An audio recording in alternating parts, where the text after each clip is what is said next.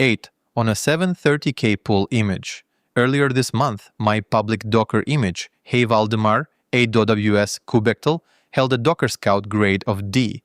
It had crossed 730,000 pulls on Docker Hub, 8 out of 10, well above the typical score for public utility images.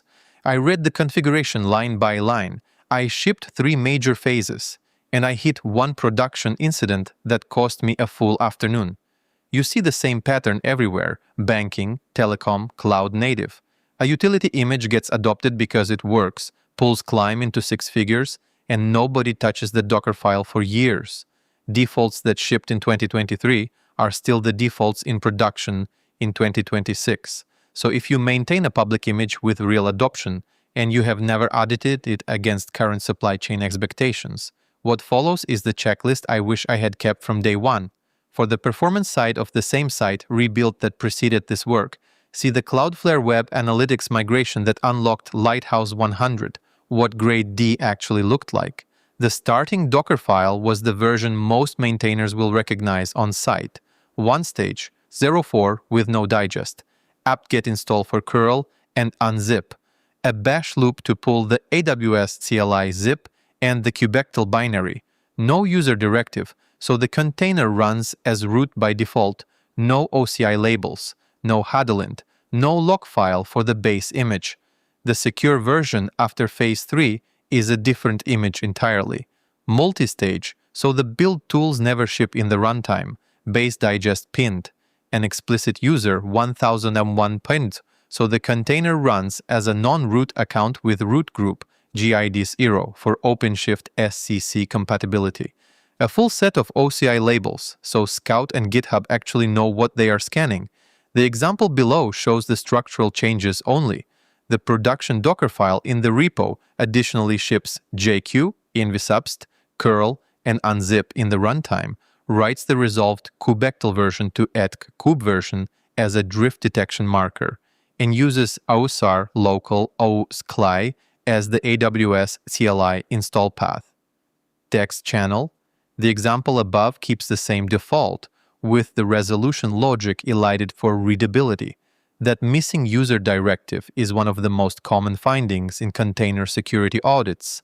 In regulated industries, it shows up as a late-stage compliance blocker.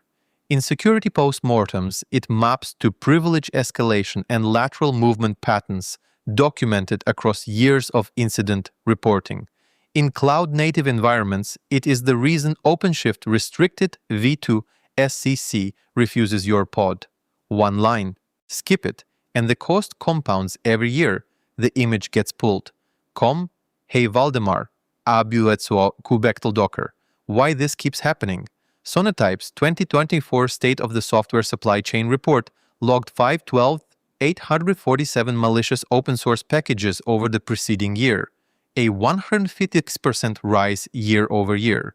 Containers are a smaller slice of that total than NPM or PyPI. The propagation model is the same. A base image ships, downstream teams pull it, and the maintainer's attack surface becomes the attack surface of every production cluster that pulled it. One compromised personal access token reaches a cluster in Frankfurt and a cluster in Singapore by the next morning because the image digest has already rolled out through the nightly base rebuilds in both places. Then there is the silence between the build and the consumer. Most public images carry no signature, no SBOM, no build provenance. A pull resolves a tag to a digest. That is the entire audit trail. Sigstore fixed the signing cost by making keyless cosign verification free through GitHub OIDC. BuildKit fixed the SBOM and provenance cost by making both a single build flag. The reason most images still ship without them is not that the tooling is hard. It is that nobody ran the migration. And there is recency. OpenSSF Scorecard is new enough that most maintainers have never seen their own score. Running it once is a 10-minute workflow. Run it today, and most public images would come back somewhere between 3 and 5. Risk and blast radius. Direct exposure scales with pulls. Past 730,000, the image is well beyond the threshold where a single supply chain compromise reaches hundreds of downstream CI pipelines inside days. The pulls counter is an adoption metric. It is also a blast radius metric. Systemic exposure is the harder calculation. A single maintainer account, a single personal access token with write.packages, a single compromised laptop. The OWASP Top 10 for CI/CD security captures these as CI/CD Sec 2, inadequate identity and access management, and CI/CD Sec 6, insufficient credential hygiene. And the attack pattern that dominated 2024 was exactly this chain. Hardening the build pipeline matters more than hardening the runtime of the image itself, because the runtime is downstream of whoever signed the image. Regulatory exposure depends on who pulled the image. If any consumer runs it in a workload subject to EU NIS2, US Executive Order 1.028, or financial regulatory frameworks that require SBOM attestations, the maintainer is inside the trust chain, whether the maintainer asked to be there or not. Options compared. For a solo maintainer, the trade-off space is narrower than it is for a funded team. The table below is the honest comparison for public utility images under 1 GB. The jump from 5 to 7 costs 4 hours once. 8 costs another 8 hours plus a breaking release. 5 costs 40 hours of process overhead and tops out at a ceiling you do not control. 8. For a solo maintainer, the marginal return on the next tier goes negative. Framework. Supply chain hardening for solo maintainers. 3 layers. Each one is a deploy cycle. The names track the migration topic family on purpose, because this is a migration from insecure defaults to attested defaults, not a fresh build from scratch. Layer 1. Inventory. The first goal is the audit, not the fix. You cannot harden what you have not measured. Run all 4. Save the output. That scorecard baseline is what you compare against once the hardening lands. On my run, the starting numbers were Scout Grade D, an OpenSSF score in the low single digits, and several high CVEs from apt package lag. Owner, the single maintainer. Layer 2, parallel run. Phase 1, multi-stage build. OCI labels, hardened in CI. Phase 2, cosign keyless signing. SBOM generation. SLSA build provenance. Trivi serif upload. Phase 3, non-root user 1001 breaking release, plus a v1 maintenance floating tag for users who cannot migrate inside the window. Semver tags are kept forever by the tag cleanup policy and are the recommended target for production pins. The signing job is the piece that earns the cosign verified badge and the SLSA provenance incident post-mortem. During Phase 2, I first shipped the workflow above with push to registry. True, the signing step succeeded. The attestation push failed. Docker Hub's OCI referrers API silently rejected the credential handoff from the workflow. I reran the publish job with push to registry, false, and shipped the fix as a hotfix. The fix is to keep attestations in GitHub attestations, where they are retrievable by anyone with the digest, and skip the registry push until Docker Hub stabilizes its referrer's behavior. One header format that the actions attest build provenance v3 action does not negotiate cleanly against Docker Hub's current implementation. GHCR works. Docker Hub does not. A second regression surfaced 5 days later when I turned on Docker Hub tag immutability. The publish workflow had been generating a kube feed tag on every push event, and that collided with the immutability policy and aborted the build before the cosign step could run. So main pushes shipped a new latest digest each time without ever signing it. The fix scoped the kube feed tag to Semver release events only and added set yo pipe fail plus per tag error handling to the signing step shown above, so future failures fail loud rather than silent. Floating tags are signing reliably again as of late April.